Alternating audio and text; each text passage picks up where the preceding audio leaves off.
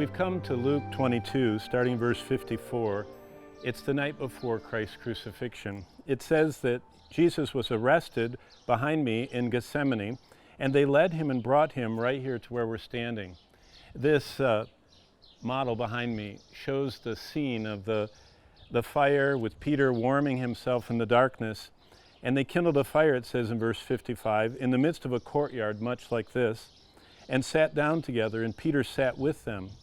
And verse 56 says that a servant girl that you see there looked at Peter and said to Peter, "You are the man who was with him." But Peter denied and said, "Woman, I do not know him."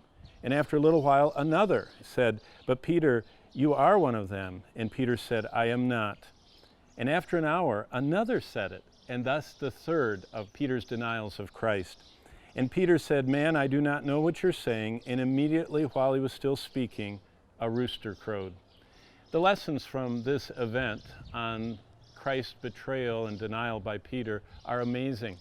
It tells us that while Peter was saying this, the Lord turned and looked at Peter.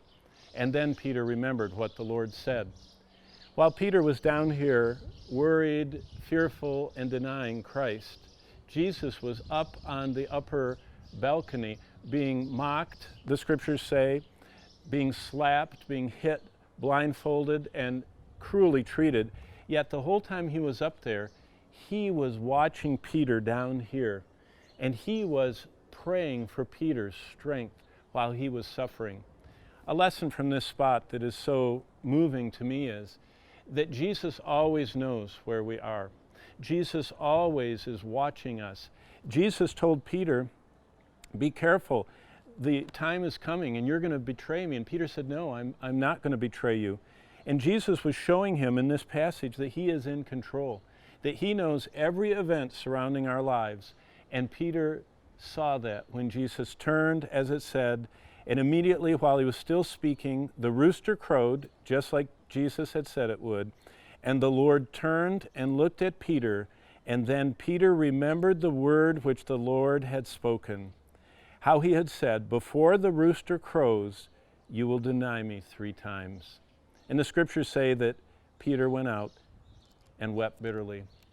What's really exciting is when Jesus had warned Peter that he was going to deny him, Jesus also told him that afterward you will encourage your brethren.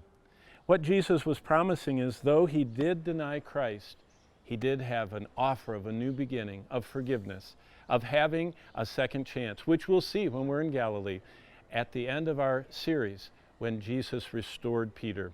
But here in Galakantu, behind me, Gethsemane, right here, the high priest's home, Luke 22, Jesus is headed to the cross. But even on his last night and his betrayal, he's still in control.